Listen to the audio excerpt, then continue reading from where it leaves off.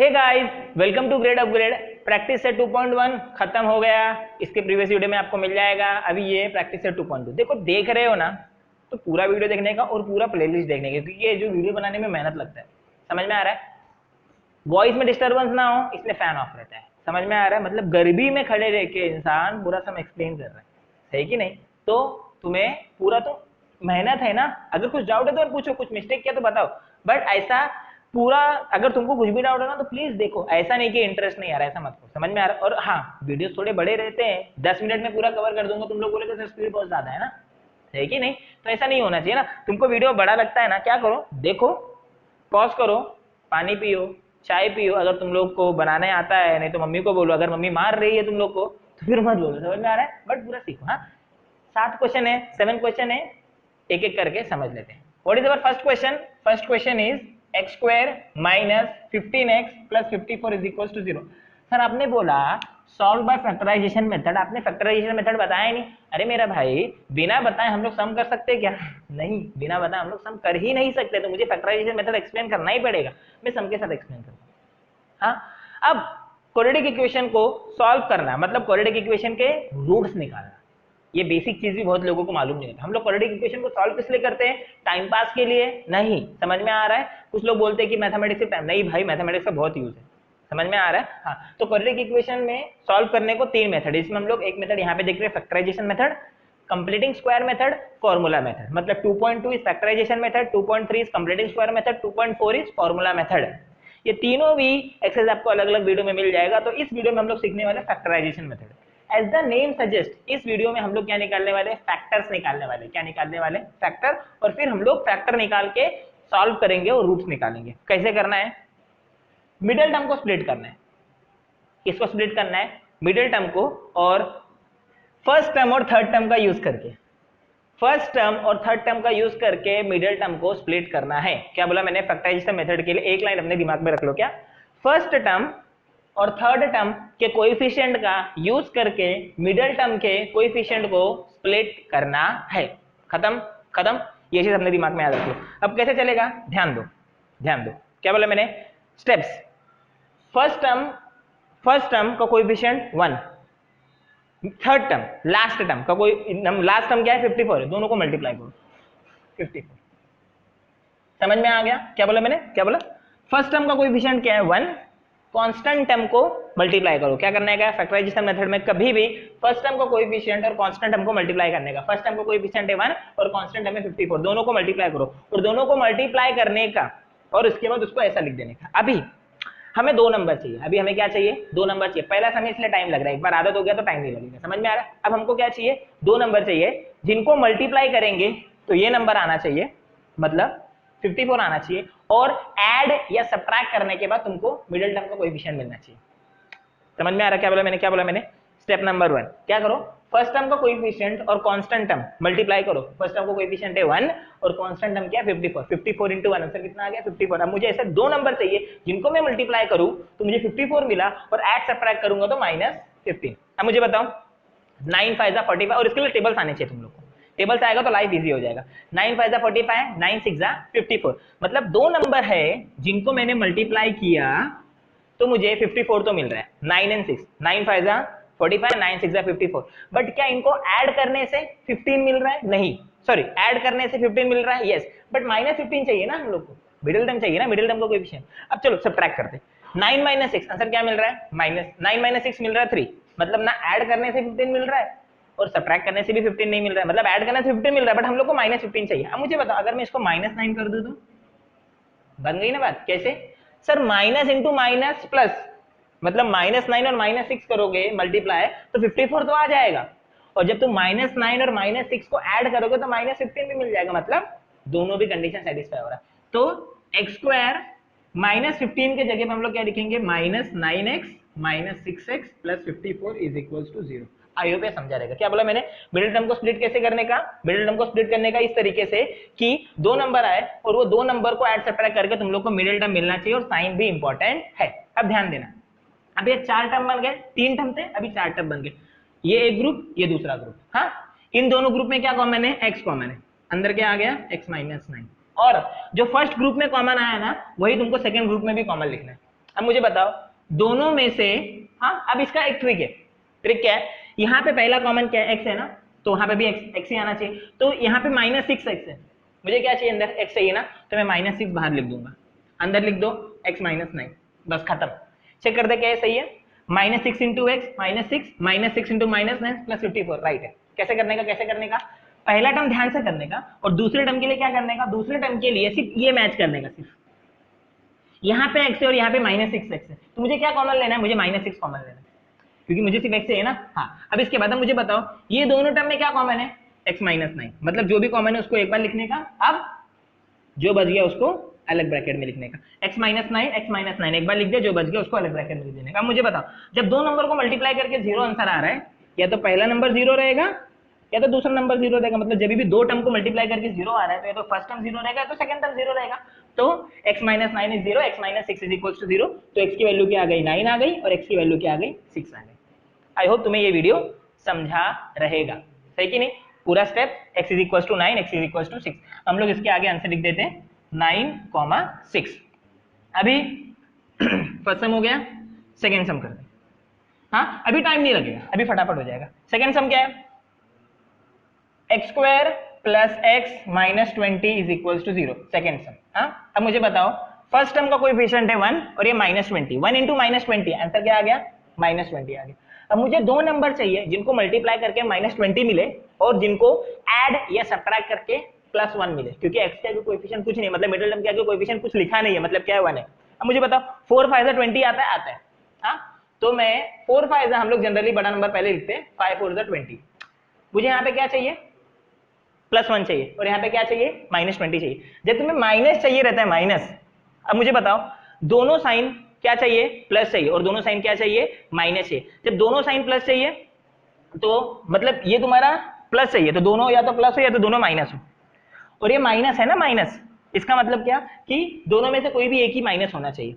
अब किसको माइनस रखने का, 5 को या 4 को, 5 को नहीं 4 को, क्योंकि यहाँ पे प्लस चाहिए मुझे, समझ में आ रहा है। अब मैं इसको लिखता हूँ x² plus 5x minus 4x minus 20 is equal to 0। अब जो मैंने बोला ना एक बार फिर से बोलता हूँ, हाँ तुम्हारे अंडरस्टैंडिंग के लिए, क्या, क्योंकि मुझे तो एग्जाम नहीं लिखना, एग्जाम तुम्हें लिखना है, इसलिए तुम्हें समझ में आना चाहिए। क्या, फर्स्ट टर्म का कोएफिशिएंट और लास्ट टर्म मल्टीप्लाई किया, -20 लिख दिया। अब मैंने क्या बोला, तुम्हें अगर पॉजिटिव नंबर चाहिए तो दोनों भी फैक्टर या तो पॉजिटिव होने चाहिए या दोनों भी फैक्टर नेगेटिव होने चाहिए, समझ में आ रहा है। और अगर तुम्हें नेगेटिव नंबर चाहिए तो दोनों में से कोई भी एक ही नेगेटिव होना चाहिए, समझ में आ रहा है। ये तो फर्स्ट वाला नेगेटिव होना चाहिए तो सेकंड वाला नेगेटिव होना चाहिए। अब कौन सा नेगेटिव होगा ये किस पे डिपेंड करता है, ये साइन पे। अगर यहाँ पे साइन प्लस है तो बड़े वाले साइन का प्लस, बड़े वाले नंबर का साइन रहेगा प्लस, और अगर यहाँ पे माइनस है तो बड़े वाले नंबर का क्या रहेगा, साइन माइनस रहेगा। जैसे यहाँ पे प्लस साइन है इसलिए मैंने बड़े वाले नंबर का फंबल हो रहा है थोड़ा, बड़े वाले नंबर का साइन क्या रहेगा, प्लस रहेगा। अब इसके बाद ध्यान दो, फिर से 4 टर्म बन गया, दोनों में कॉमन क्या है, x, अंदर क्या बचा, x + 5। सेम ट्रिक जो मैंने बताया तुम लोग को अभी। अब बताओ इसमें से तुम्हें अंदर सिर्फ x चाहिए ना, तो बाहर क्या लिख दो, -4 लिख दो और अंदर आंख बंद करके x + 5 लिख देने का। अब मुझे बताओ दोनों में क्या कॉमन है, दोनों में x + 5 कॉमन है, अंदर क्या बचा, x - 4 इज इक्वल टू 0। अब दो नंबर को मल्टीप्लाई करके अगर 0 आ रहा है तो या तो पहला नंबर 0 है या तो दूसरा नंबर 0 है। तो x + 5 इज इक्वल टू 0 मतलब x इज इक्वल टू -5 और x - 4 इज इक्वल टू 0 मतलब x इज इक्वल टू 4। मतलब सेकंड का भी आंसर आ गया -5, 4। समझ गया। अभी हम लोग क्या करते हैं, थर्ड सम करते हैं। थर्ड सम क्या है, थर्ड सम है 2y², तुम लोग चाहो तो मेरे साथ सॉल्व कर सकते हो, 2y² plus 27y plus 13 is equal to 0। अब मुझे बताओ 2 इंटू 13, हम लोग फर्स्ट टर्म का कोएफिशिएंट और कांस्टेंट टर्म को मल्टीप्लाई करते हैं, 2 इंटू 13 आंसर क्या आ जाएगा, 26। अब मुझे बताओ ये पॉजिटिव आया ना, तो दोनों भी नंबर क्या होने चाहिए, पॉजिटिव होने चाहिए, दोनों भी फैक्टर क्या होना चाहिए, पॉजिटिव। अब मुझे बताओ दो नंबर चाहिए जिनको मल्टीप्लाई करके 26 मिले और ऐड या सब्ट्रैक्ट करके 27 मिले। 26 1 26 और 26 + 1 27, कितना सिंपल है। तो यहाँ पे 26 आएगा और यहाँ पे 1 आ जाएगा, समझ में आ रहा है। और यहाँ पे भी प्लस साइन है इसलिए ये दोनों भी क्या रहेगा, प्लस रहेगा। और अगर यहाँ पे माइनस रहता तो ये दोनों भी क्या रहता, माइनस, क्योंकि मल्टीप्लाई करने पे तुम्हें प्लस चाहिए, समझ में आ रहा है। तो 2y² plus 26y plus y plus 13 is equal to 0। दोनों में क्या कॉमन है, 2y² और 26y में कॉमन क्या है, 2y, क्योंकि 26 तो इवन नंबर है ना, 13 2 जा तो 2 कॉमन ले लिया, तो बचा क्या y + 13। अब मुझे बताओ, अगर ये ब्रैकेट फर्स्ट टर्म में अगर y प्लस 13 कॉमन आया तो सेकंड टर्म में भी y प्लस 13 ही कॉमन आना चाहिए, बट यहाँ पे तो सिर्फ y प्लस 13 ही है, कुछ है ही नहीं एक्स्ट्रा। तो जब कुछ एक्स्ट्रा नहीं है तो क्या लिख देने का, 1 लिख देने का, क्योंकि y प्लस 13 को जब 1 से मल्टीप्लाई करोगे आंसर क्या आएगा, y प्लस 13 ही आएगा। दोनों में से क्या कॉमन लोगे, y प्लस 13, बच गया क्या 2y प्लस 1, आंसर क्या आ गया 0। समझ में आ रहा है, दोनों में से कॉमन लिया y प्लस 13, बच गया क्या 2y plus 1। y plus 13 is equal to 0, तुम्हारा फर्स्ट इक्वेशन, सेकंड इक्वेशन क्या आएगा 2y plus 1 is equal to 0। अगर y प्लस 13 0 है तो y का वैल्यू क्या आ जाएगा -13, और अगर 2y प्लस 1 0 है तो 2y की वैल्यू क्या आएगी -1 और y की वैल्यू क्या आएगी -1/2।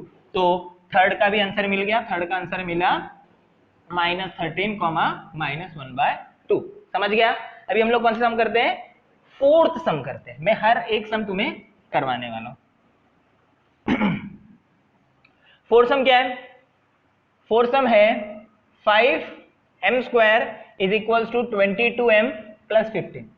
इसके पहले जितने भी क्वेश्चन थे सब स्टैंडर्ड फॉर्म में थे, तो मैंने स्टैंडर्ड फॉर्म में नहीं किया, बट ये क्वेश्चन स्टैंडर्ड फॉर्म में नहीं है, तो पहले इसको स्टैंडर्ड फॉर्म में करना पड़ेगा। स्टैंडर्ड फॉर्म मतलब क्या, ax² plus bx plus c is equals to 0, 5m² minus 22m minus 15 is equals to 0। समझा क्या किया मैंने इन दोनों को यहाँ पे लेकर आ गया। अब इसके बाद फिर से वही करो, फर्स्ट टर्म का कोएफिशिएंट और लास्ट टर्म को मल्टीप्लाई करो। 15 फाइजा टेबल आना चाहिए, 15 फाइजा 75, बट यहाँ पे -15 है ना, -15 इंटू +5 -75। समझ गया। अब तुम्हें मल्टीप्लाई करने पे -75 चाहिए और ऐड सब्ट्रैक्ट करने पे -22। तो मुझे मालूम है दो नंबर 25 3 जा। अब यहाँ पे माइनस साइन है ना, तो दोनों में से कोई भी एक ही माइनस होना चाहिए। हाँ, या तो 25 माइनस होगा या तो 3 माइनस होगा। किस पे डिपेंड करेगा, ये साइन पे। यहाँ पे साइन नेगेटिव है ना, तो बड़े नंबर का साइन क्या आएगा, नेगेटिव आएगा। आई होप तुम्हें ये चीज समझ गया रहेगा।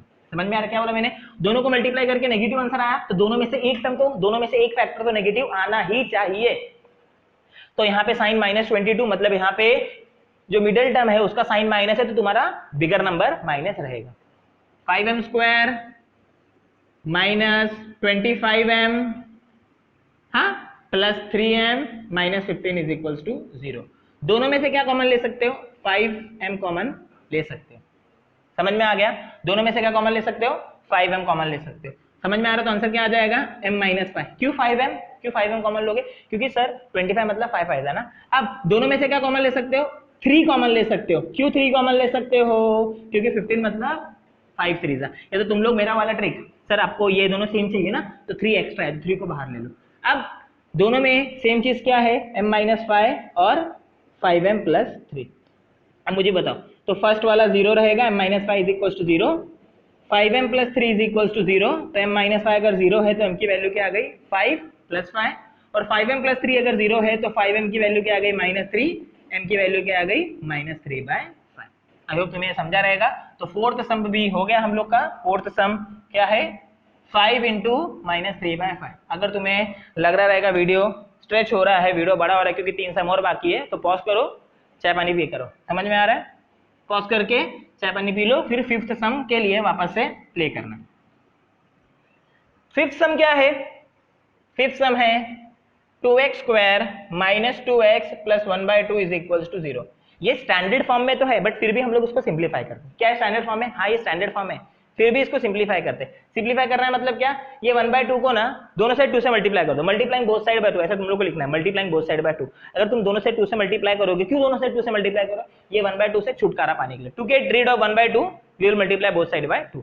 तो ये क्या हो जाएगा 4x², ये क्या हो जाएगा -4x, और ये क्या हो जाएगा 1 इज इक्वल टू 0। समझा, 2 2 4, 2 2 4, और 1/2 को अगर 2 से मल्टीप्लाई किया 2 2 कैंसिल।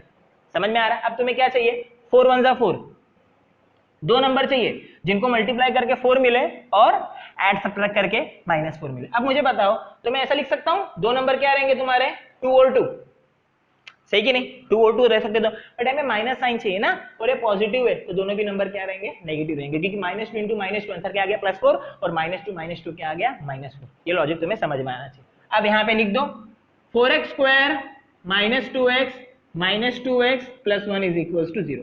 दोनों में क्या कॉमन है, सर 4 मतलब 2 2 जा, तो 2x² और x आंसर क्या आ गया x -1। समझ में आ रहा है। 2x minus one, sorry x minus one नहीं आएगा, क्या आ जाएगा 2x माइनस वन आ जाएगा। अब मुझे बताओ तुम्हें यहाँ पे 2x माइनस वन है तो यहाँ पे भी 2x माइनस वन चाहिए, बट यहाँ पे एक्स्ट्रा नंबर क्या है माइनस वन, क्योंकि सिर्फ माइनस कॉमन नहीं ले सकते ना, कोएफिशिएंट तो कुछ होना चाहिए, मतलब नंबर कुछ होना चाहिए, तो minus one 2x minus one is equal to 0। बचेगा क्या, जो कॉमन है उसको अलग से ले लो, क्या आ गया 2x minus one is equal to 0। अब 2x minus one is equal to 0, 2x minus one is equal to 0 मतलब 2x minus one is equal to 0 एक टर्म, दूसरा 2x minus one is equal to 0, 2x is equal to 1, x is equal to 1/2, इसको भी solve करोगे तो भी x is equal to 1/2 आ गया। मतलब यहाँ पे जो दोनों भी टर्म आया, बोथ मतलब जो दोनों भी रूट आया 1/2 एंड 1/2, दोनों भी रूट क्या है, मतलब इक्वल रूट है। आंसर दो आने चाहिए, दोनों सेम हो सकते हैं, ऑफ कोर्स हो सकते हैं, समझ में आ रहा है, दोनों भी क्या आया 1/2 आया, 1/2 है। अभी हम लोग क्या करते हैं, सिक्स्थ सम करते हैं। सिक्स सम क्या है, सिक्स सम है 6x minus 2/x is equal to 1। इसको स्टैंडर्ड फॉर्म में लाना है, हाँ लाना है, क्योंकि डिनोमिनेटर में x है 2 के, तो दोनों साइड x से मल्टीप्लाई करो, multiplying both side by x, ऐसा तुम लोग लिखोगे statement, multiplying both side by x, तो 6x इंटू x क्या हो जाएगा 6x square minus 2 is equal to x। समझ गया क्या किया, 1 इंटू एक्स, आंसर क्या आ गया x हो गया, x x कैंसिल। अब इस x को यहाँ पे लेकर आओ, क्योंकि पहले इसको स्टैंडर्ड फॉर्म में लाओ तभी इसको फैक्टराइज कर सकते हैं। 6x square minus x minus 2 is equal to 0। हाँ, अब फिर से वही usual procedure, 6 into minus 2, answer क्या आ जाएगा -12। दो नंबर चाहिए जिनको मल्टीप्लाई करके -12 मिले, समझ में आ रहा है, तो 4 3 जा 12, बट यहाँ पे माइनस साइन है तो दोनों में से कोई तो एक माइनस होना चाहिए, तो हम लोग किसका साइन देखेंगे, इसका साइन देखेंगे। यहाँ पे नेगेटिव है मतलब बड़े नंबर का साइन माइनस होना चाहिए, अगर यहाँ पे समझो प्लस होता तो छोटे नंबर का साइन होता नेगेटिव। समझ में आ रहा है, हाँ क्या बोला मैंने, अगर यहाँ पे नेगेटिव है तो बड़े नंबर का साइन माइनस होगा, और अगर यहाँ पे पॉजिटिव है तो छोटे नंबर का साइन माइनस होगा। समझ में आ रहा है, क्योंकि अगर यहाँ पे माइनस है तो दोनों में से एक का साइन तो माइनस होना ही चाहिए। 6x square minus 4x plus 3x minus 2 is equal to 0।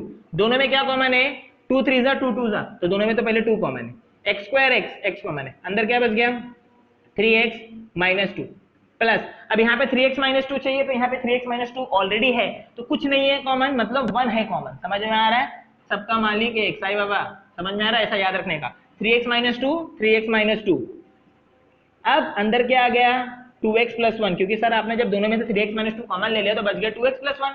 अब दो नंबर को मल्टीप्लाई करके 0 मिल रहा है, इसका मतलब पहला वाला या तो 0 रहेगा या तो दूसरा वाला 0 रहेगा। 3x माइनस 2 इज 0, इसका मतलब 3x इज इक्वल टू 2। अगर 3x 2 है तो x क्या रहेगा 2/3, 3 मल्टीप्लाई हो रहा है, वहां पे जाके क्या करेगा डिवाइड करेगा। अगर 2x प्लस 1 0 है मतलब 2x की वैल्यू क्या आएगी -1 आएगी, प्लस 1 वहां पे जाके -1 हो जाएगा, और x की वैल्यू क्या आ जाएगी -1। समझ में आ रहा है, तो सिक्स्थ सम का आंसर क्या आ गया 2/3 एंड -1/2। समझ में आ रहा है, हो गया। लास्ट सम समझ में आ रहा है, देख रहे हो तुम लोग कितना इजीली सब चीज चल रहा है, अगर तुम लोग ध्यान दोगे तुमको भी समझेगा। हाँ, कुछ डिफिकल्ट नहीं है, सिर्फ हमको पढ़ना है। √2x square plus 7x plus 5√2 is equal to 0। अब क्या, तुमको जो एक क्वेश्चन है ना टेक्स्ट बुक में, तुमको बॉक्स करके दिया वो फिल करना है, तो मैं तुमको सॉल्व कर रहा हूँ, सॉल्व करवा के दे रहा हूँ बोर्ड पे, तुम वो बॉक्स में फिल कर देना। समझ में आ रहा है। अब मुझे बताओ, रूट है तो डरने का नहीं, डरने का, रूट है तो स्क्वायर करने का नहीं, स्क्वायर करोगे गेम खराब हो जाएगी, क्योंकि x स्क्वायर का स्क्वायर x⁴ हो जाएगा, तो स्क्वायर नहीं करने का। हाँ, दिमाग ज्यादा मत लगाओ, गलत जगह पे, सब में लगाओ। हाँ, अब मुझे बताओ फर्स्ट टर्म और लास्ट टर्म 5√2 इंटू √2, हाँ इसको समझो पहले, 5√2 इंटू √2, √2 क्या है कुछ नहीं मतलब 1, 5√2 इंटू 1√2, 5 इंटू 1 आंसर क्या आ गया 5, √2 इंटू √2 मतलब √2 का स्क्वायर, √2 का स्क्वायर बोले तो 2, 5 2 जा आंसर क्या आ गया 10। तो यहाँ पे क्या लिखोगे 10, समझा। 5√2 और √2 को जब मल्टीप्लाई करोगे तो आंसर क्या आता है 10 आता है। तुम्हें दो नंबर चाहिए जिनको मल्टीप्लाई करके तुम्हें 10 मिले और ऐड सब्ट्रैक्ट करके 7 मिले, कितना सिंपल, 5 2 जा 5 + 2 7, 5 2 जा 10, तो √2x² plus 5x plus 2x plus 5√2 is equal to 0। अब ध्यान देना, √2x² और 5x में कॉमन क्या है, कॉमन सिर्फ x है, अंदर क्या बचेगा √2x प्लस 5, समझा? पहला ब्रैकेट समझा, दोनों में कुछ भी कॉमन नहीं, सिर्फ x कॉमन है। अब मुझे बताओ, तुम्हें यहाँ पे √2x + 5 आया तो यहाँ पे भी √2x + 5 ही आएगा, तो तुम लोग ब्रैकेट में लिख दो √2x + 5 = 0। यहाँ पे क्या आएगा? यहाँ पे क्या आएगा? अरे मेरा भाई, मैंने अभी तो बताया था 2 मतलब क्या होता है, √2 + √2। अगर तुम लोग √2 × √2 करोगे तो आंसर क्या आ जाएगा? 2 आ जाएगा। तो तुमने जब एक √2 को एक √2 अंदर लिखा है ना, तो एक √2 बच गया, तो बाहर क्या आ जाएगा? √2 आ जाएगा। एक बार फिर से, ये 2 का मतलब क्या होता है? √2 × √2। मैंने जैसा बताया, मेरे ट्रिक के हिसाब से अंदर एक ही √2 आना चाहिए, एक ही √2 लिखा अंदर, समझ में आ रहा है? बट 2 का मतलब 2 में 2 √2 है, अगर तुम लोग एक √2 अंदर लिख रहे हो तो एक √2 बाहर आ जाएगा, बस खत्म। अब क्या? √2x + 5, √2x + 5, दोनों भी ब्रैकेट जब तक सेम है, तुम्हारा आंसर रॉन्ग आने से कोई भी तुम्हें रोक नहीं सकता। और क्या बचा? x + √2 = 0। √2x + 5 एक साइड लिखो = 0, x + √2 एक साइड लिखो। इसका मतलब अगर √2x + 5 0 है तो √2x = -5, x की वैल्यू क्या आ गई? -5/√2, और यहाँ पे x की वैल्यू क्या आ गई? -√2। तो टोटल 12 सम थे एक्सरसाइज में, 7 सम कर लिया, समझ में आ रहा है? बचे कितने? 5 सम और 7 सम कर लिया, 5 सम कौन सी बड़ी बात है, समझ में आ रहा है? ठीक है, ध्यान देना। हाँ, 7 सम नहीं है एक्सरसाइज में, 12 सम है। हाँ, तो बाय मिस्टेकली 7 सम बोला मैं। तो 8 सम करते हैं, 3x² - 2√6x + 2 = 0। अब यहाँ पे सेम, ये प्रीवियस 7वें सम जैसा है, फर्स्ट टर्म का कोएफिशिएंट और लास्ट टर्म को मल्टीप्लाई करो। 3 2 6, 3 2 6। दो टर्म को, दो नंबर ऐसे चाहिए जिनको मल्टीप्लाई करके 6 मिले और ऐड सब्ट्रैक्ट करके -2√6। कितना सिंपल है क्या? √6 × √6। मैंने बताया था ना, √2 × √2 अगर 2 होता है तो √6 × √6 भी तो 6 ही होगा। अब बताओ, ये पॉजिटिव है और ये नेगेटिव है, तो दोनों भी साइन क्या चाहिए? नेगेटिव चाहिए।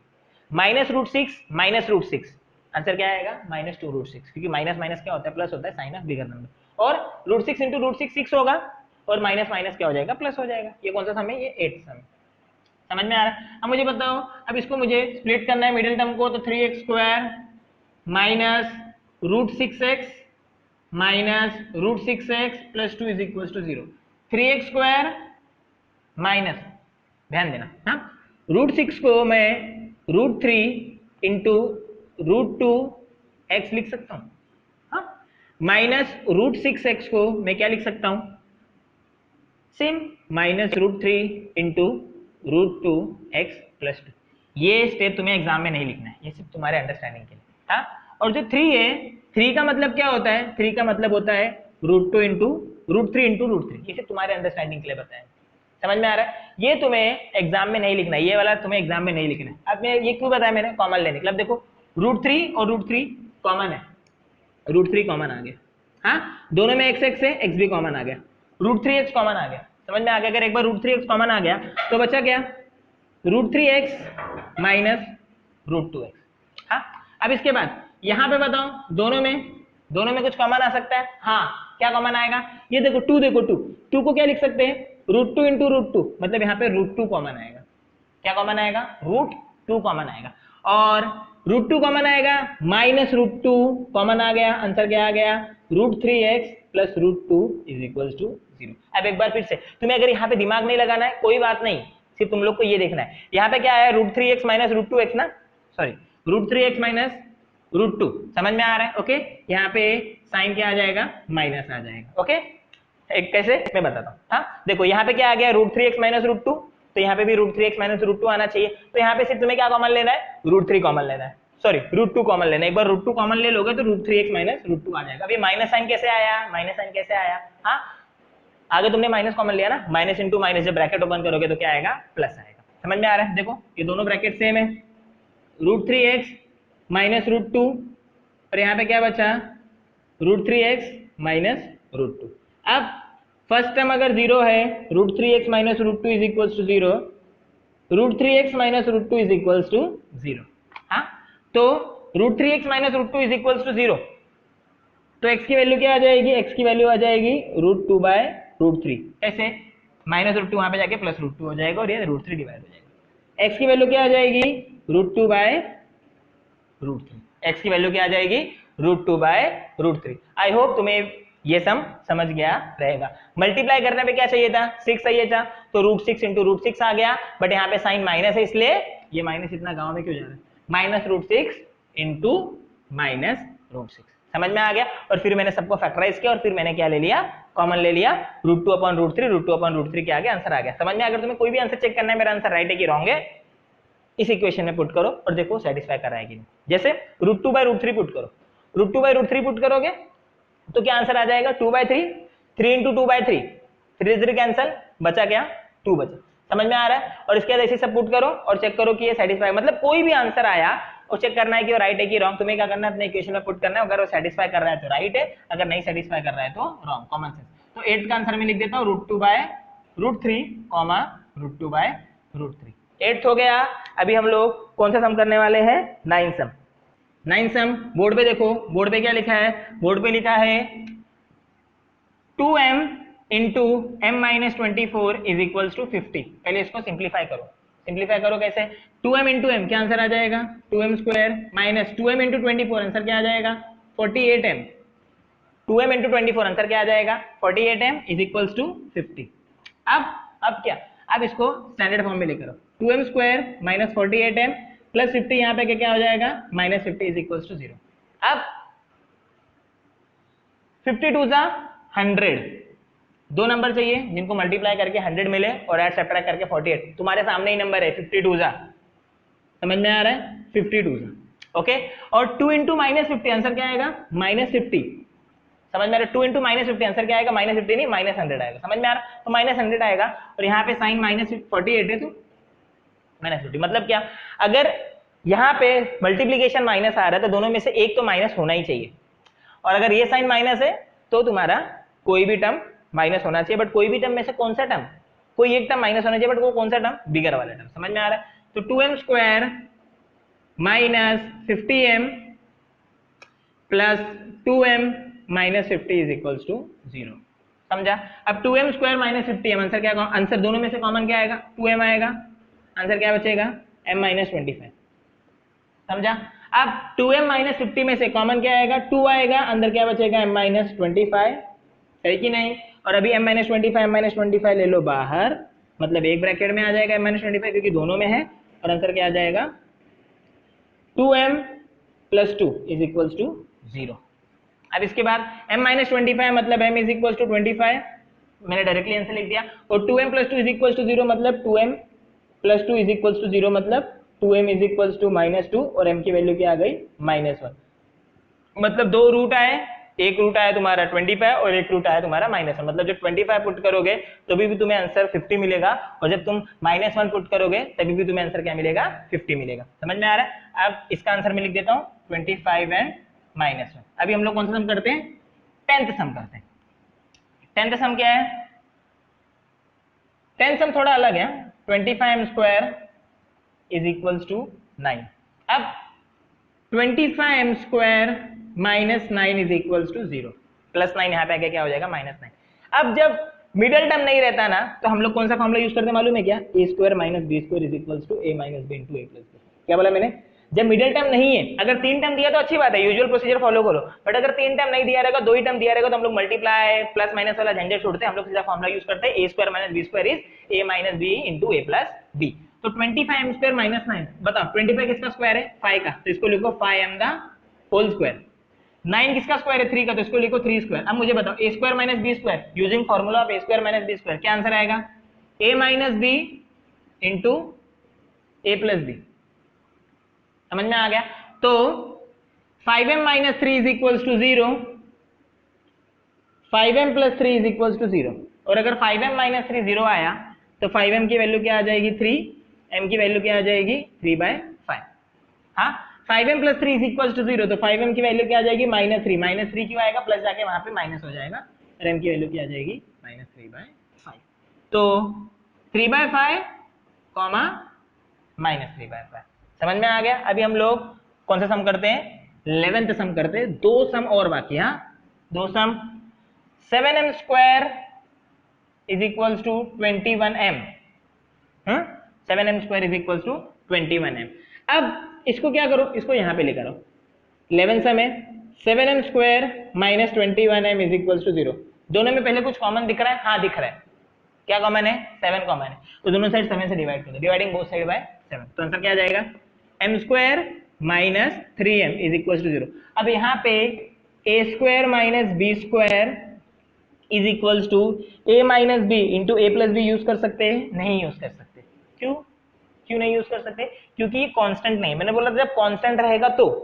हाँ, ये तुम्हारा मिडिल टर्म है, मतलब 10th वाला सम और 12th वाला सम सेम है, 11th वाला सम अलग है। समझ में आ रहा है? तो ये वाला सम कैसे सॉल्व करने का? दोनों में कॉमन क्या है? सिर्फ m कॉमन है। आंसर क्या आ गया? m minus 3। समझा? ऐसे टाइप का सम कैसे सॉल्व करना है? अब दो नंबर को मल्टीप्लाई करके 0, मतलब या तो पहला नंबर 0 आएगा या तो दूसरा नंबर 0 आएगा। तो m की वैल्यू 0 आ गई और m की वैल्यू क्या आ गई? 3 आ गई। मतलब यहाँ पे तुम्हें दो रूट मिला, एक रूट है 0 और दूसरा रूट क्या है? 3। ये हो गया। अभी हम लोग कौन सा सम करेंगे? Last sum, which is sum number 12। Last sum number 12, m square minus 11 is equal to 0। यहाँ पे हम लोग a square minus b square is equal to a minus b into a plus b use करने वाले हैं, क्योंकि यहाँ पे कांस्टेंट है। समझ में आ रहा है? ठीक है। m का स्क्वायर, m स्क्वायर माइनस 11 क्या है सर? 11 परफेक्ट स्क्वायर नहीं है। परफेक्ट स्क्वायर मतलब 149, जिनका स्क्वायर एक रियल नंबर। समझ में आ रहा है? एक पॉजिटिव इंटीजर है। समझ में आ रहा है? Real number. अभी यहाँ पे 11 रूट 11, समझ में आ रहा है? ओके, नेचुरल नंबर नहीं है ना उसका स्क्वायर रूट। अगर नेचुरल नंबर अगर उसका स्क्वायर रूट रहता, नेचुरल नंबर या होल नंबर, तो हम लोग उसको परफेक्ट स्क्वायर बोलते हैं, बट ये परफेक्ट स्क्वायर नहीं है।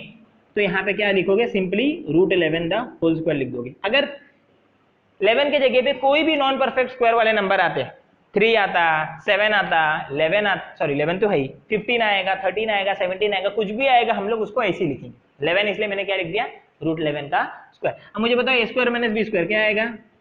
a minus b into a plus b is equals to 0। अब मुझे बताओ, दो नंबर को मल्टीप्लाई करके 0 लिखा तो पहला नंबर 0 आ गया और दूसरा नंबर 0 आ गया। m minus root 11 is equals to 0, मतलब m is equals to root 11, m plus root 11 is equals to 0, मतलब m is equals to minus root 11। Finally exercise number 2.2 खत्म हुआ। फैक्टराइजेशन मेथड के पहले मेरे को लगे थे 7 सम, बट 7 सम नहीं, 12 सम मैंने करवा दिए। अगर कुछ भी डाउट रहेगा तो तुम कमेंट सेक्शन में मेंशन कर सकते हो। प्लस इसका जो नेक्स्ट वीडियो रहेगा वो कंप्लीटिंग स्क्वायर मेथड का रहने वाला है। Thank you for watching this video.